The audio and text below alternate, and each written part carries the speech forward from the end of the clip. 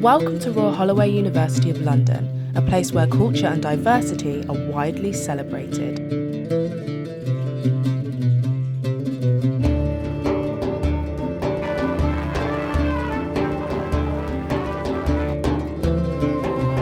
With its vast international reach, with students and staff from over 100 countries, Royal Holloway, University of London is characterised by its multiculturalism. Renée, smile to the camera. My name is Renée. I'm a Black British or British Caribbean student who has recently completed an undergraduate degree, now continuing further into postgraduate studies, here at Royal Holloway. As the BME officer, I've been able to run campaigns and events against racial and religious discrimination and bias and the intricacies of BME cultures, from BME physical and mental health, colorism to hate and hate crimes. For I am passionate about diversity, and I have so often highlighted expressive social practices and behaviours which victimise certain racial groups. It is important to ensure that all BME students feel as though they are vocal and visible figures in the classroom and around campus. And so I sat down to speak to relevant representatives of the student union who fight for equality, presidents from the last academic year of just two of the very many culture societies run on campus, as well as staff members who actively dedicate themselves to racial and cultural equality at the university.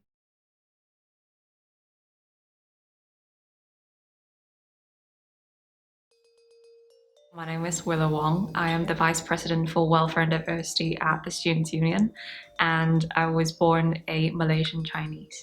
My name is Ida Malian. I'm growing up in UK. Faith and Culture Representative for the Student Opportunities Committee. So my name is Ola Olupana. I'd say I say nationality, I'd say I'm British, but first and foremost ethnicity, I'm Nigerian. And my role on campus, I'm the president of the African and Caribbean Society. My name's Laura, and I am half Indonesian, quarter English, quarter Irish, so I'm mixed race. And I'm president of Southeast Asian Society.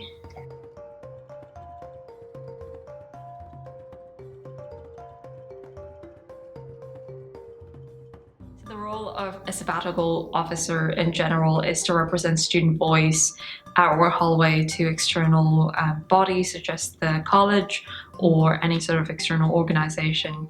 But specifically for welfare and diversity, what I try and do is to lobby and advocate for concrete welfare changes that benefits students at Royal Holloway and encourage more cultural, religious, diversity on campus, to embrace how diverse our student body is at Royal Holloway. So very involved in the Islamic Society, and I have a good relationship with the chaplaincy, also the prayer room warden. So I've got involved with a lot of the things to do with my faith and my culture. Clearly, I quite enjoy being identified as part of my faith and culture and sort of having that, extending that amongst other students. Faith and culture are something that's part of your identity, and you can't just suppress that because you're at university. And especially when people are living here and away from their home and their communities, they need a way to express who they are without having to just fit in this little bubble. So I am one of the few international students who succeeded into the role of a sabbatical officer, and one of the things that I found out as an international student was I wasn't receiving the same amount of printing credits as a home student was or an EU student was, and that was astounding because international students pay so much. It wasn't until I stepped into the office and I said to the college staff members that this is a problem that we then had a chance to revise the policy. So now, regardless of where you come from, what sort of tuition fees you pay, as long as you're a student here at Royal Holloway, you will receive £10 printing credits per term.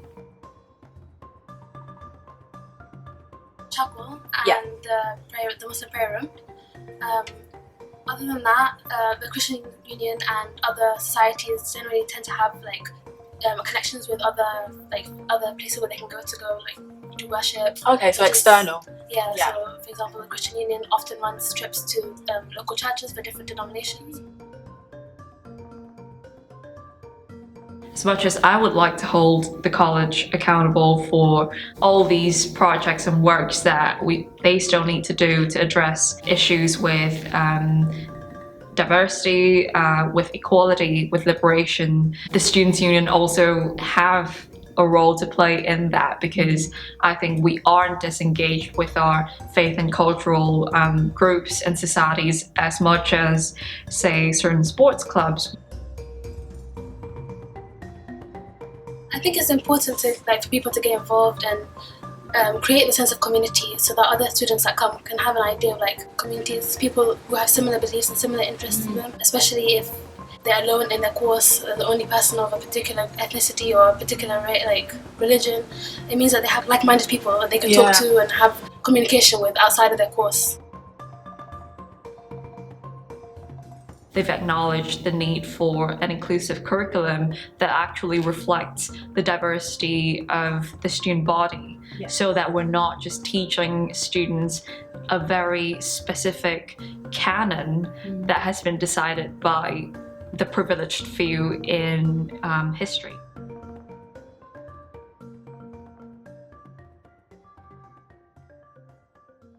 So the African Caribbean Society, what we aim to do is try to educate and inform others about people, whether they identify as African or Caribbean. We aim to provide a safe space for people to come together and meet, maybe every fortnight, because obviously with uni it can be quite hard to meet frequently.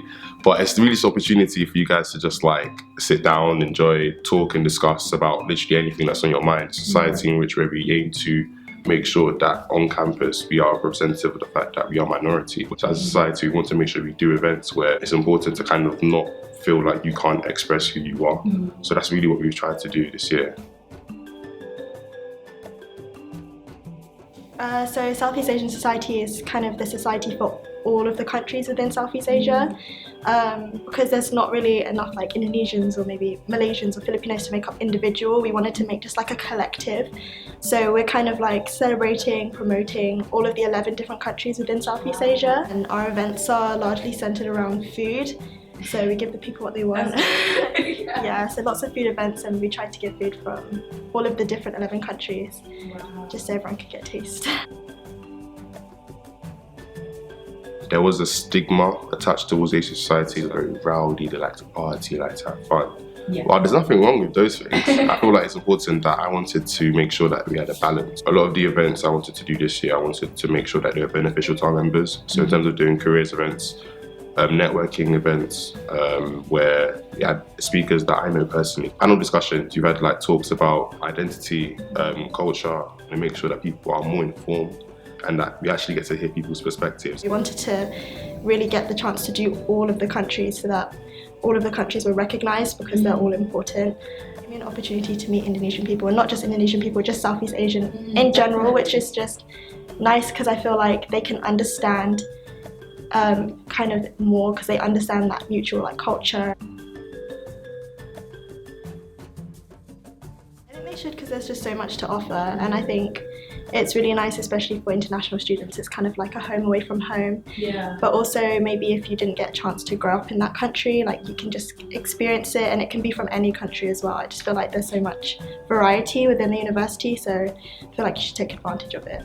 You want to be profound, you want to kind of say this is where I'm from, I'm proud to be. Sometimes they can kind of create an environment that doesn't want you to express yourself. I feel like joining the ACS kind of helps you to have that voice. I always say that you don't have to be from Southeast Asia to be in Southeast Asian society. If you just want to kind of maybe know a bit more about the countries and just meet new people, then I think Southeast Asian society is a really good place to be. They don't have to, they're not forced, but I think it'd be really nice if they do come. Kind of like what I said earlier, it's like a home away from home.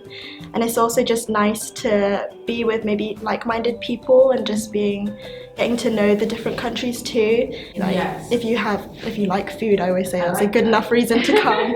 I think it's important because it helps to kind of establish that community sort of feel, because when you kind of go away from home, you almost have that fear of, okay, I may not know anybody, people may not have had much of a cultural identity at home. So kind of being around others kind of helps them to sort of find their own, and that can be sort of like an objective that may not have been their aim coming to university, but in doing so it helped them to find such. So I feel that can be quite helpful in that sense.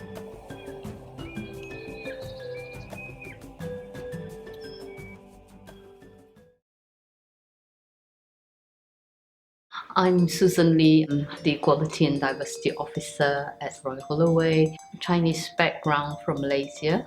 So my name is Rosemary Deem, and I think the most relevant bit of my title to you is that I'm Vice Principal for Equality and Diversity. I'm also responsible for teaching innovation in the doctoral school.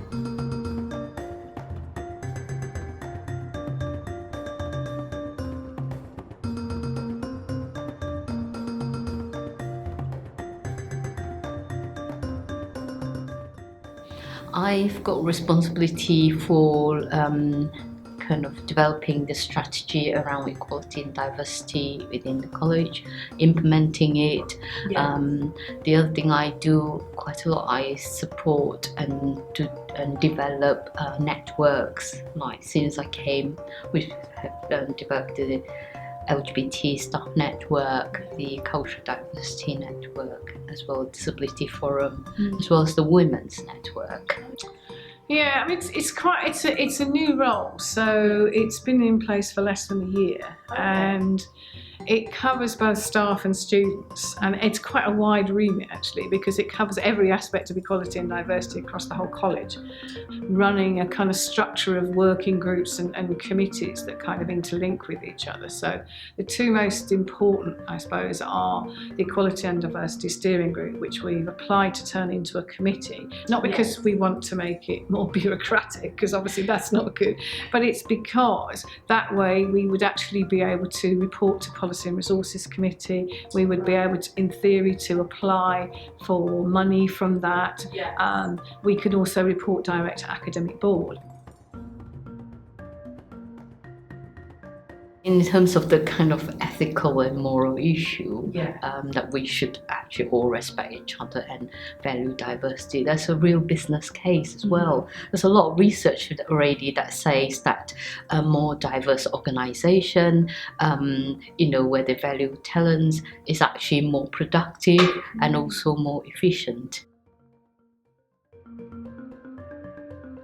We've been doing lots of things, but people don't necessarily know that they're going on. So it's trying to get the message out about, yes, actually we are doing things, and yes, we know that, the progress isn't always as fast as you'd like it, but, we are trying to tackle things. But in relation to BME, one of the things we're trying to do is to set up a project which looks at the attainment gap. And that sounds a very easy thing to do, but of course, as soon as you begin to look at, firstly, the data about it, you discover that it's much more complicated than it looks, because not only are people from lots of different cultural groups, but also some of them have English as a first language, some people have English as a second, third, fourth, fifth language, so there's a big difference between that. And also people have different attitudes towards education, which may be embedded in particular cultures. Some of them are very enthusiastic and their networks of friends and family are very supportive. Others find that that's not the case. But what we're thinking of doing is targeting a small number of departments, probably about 3 or 4, where there seem to be a lot of BME students, but where the progression rates on the programs are not always as good as we would like. And obviously we don't want to target the students, because that's unfair, because they haven't done the thing wrong. They need the help and support. But so if we target programs, then it actually says, what can we do in those programs to raise the level of achievement for everybody? So hopefully that helps everybody. Online training, and there's other courses that we do, like culture, diversity, unconscious bias. I call the Equality and Diversity Steering Group, with responsibility for actually implementing the strategy. But in the past, that committee just report directly to the Equality and Diversity Committee, which is a subcommittee of council, and that committee's role is very much an assurance role, ensuring that the organisation meet the legislation and is compliant with what is required. Just got approval from PRC to turn our steering group into a committee, and that committee will then directly report to PRC as well as to Academic Board. Role models are very important. There's a lot of research saying that actually with positive role models, it attracts the students and it gives them more confidence because they can relate to people already in senior positions or positions of influence. So it is really important. Yes.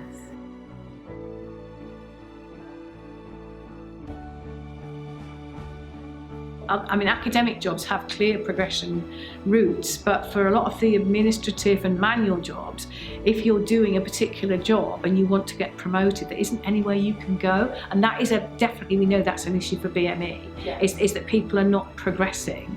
And what we've tried to say in the policy is that, of course, we can't create career routes when there aren't any, but we've said that, you know, everyone gets support for kind of thinking about their development prospects and where they want to go, and some idea of what other people who've done those jobs could go on to if they want. Not everybody wants to, but obviously some people do. I think another area which we know nationally is problematic is the progression of BME students in from first degree into master's degrees, and then if they wish onto a kind of doctorate. So we're also trying to look at that, and that is a national issue because we know it's not just us. But you know, what are the barriers? If we are trying to attract good staff of talent, regardless of what their backgrounds are, it is important we have recruitment and selection that are fair and accessible.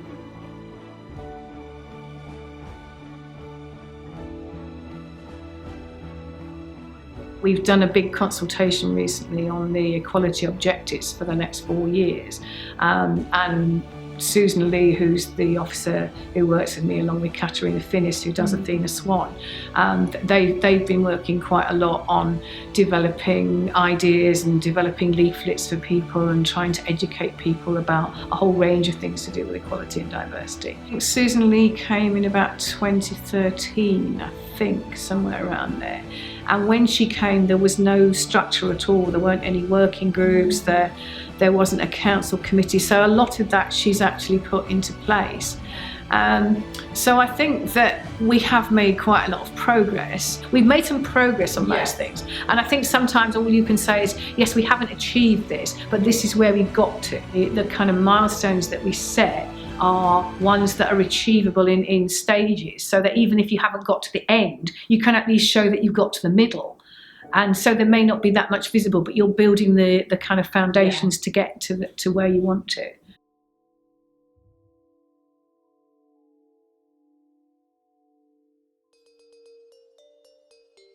My name is Gamo and I am from Botswana and I'm studying management. My name is Grace. I'm going to say Khaile, but people call me Kale because they can't pronounce it. I'm South African and I study history and international relations.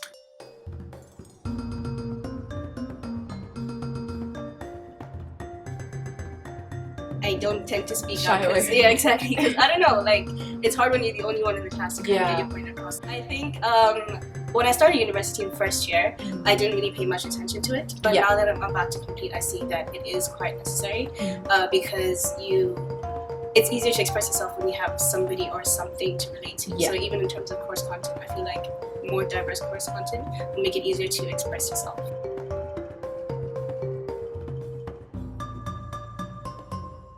I think a very crucial and essential one at any level, either primary school, secondary or university level, you always feel more motivated to study or to learn something if there's actually people that look like you or have a similar background as you, because it feels like if they can do it, I can also do it.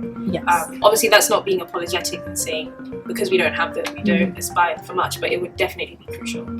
If more diverse teachers come into the university, then they can have a say in how the courses are designed. And if they don't particularly agree with certain things, they can redesign it in a way that will be most suited for the students.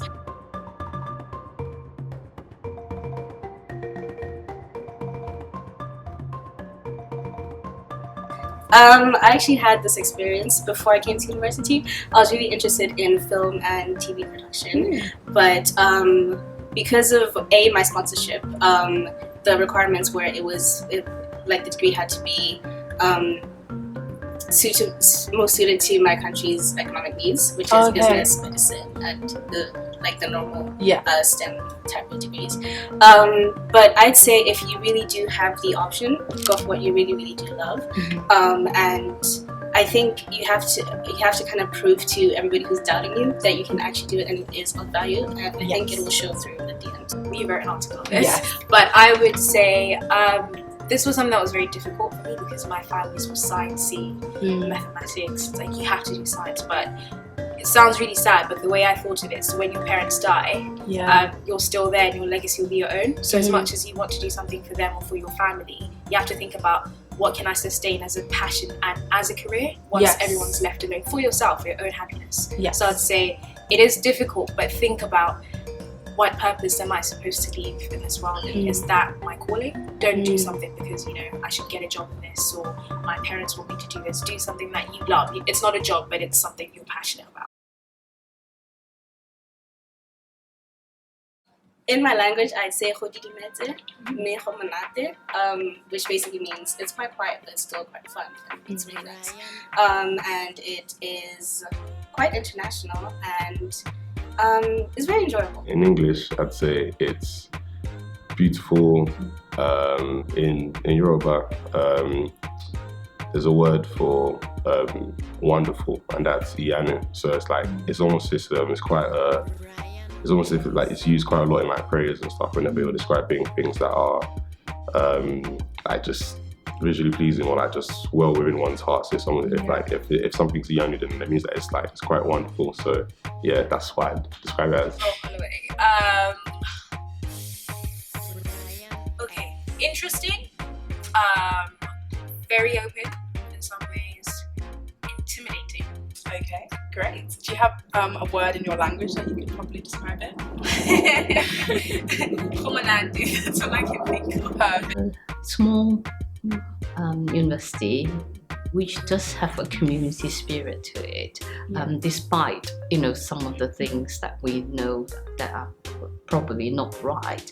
But I think there's a willingness all round to make it better. Thank you all so much for watching. I do hope you've gained some useful information on what we have to offer and support you here at Royal Holloway. We work tirelessly behind the scenes to ensure that Royal Holloway is a space which encourages diversity, encourages cross-cultural communication, and enables students to have freedom of expression around campus and in the classroom.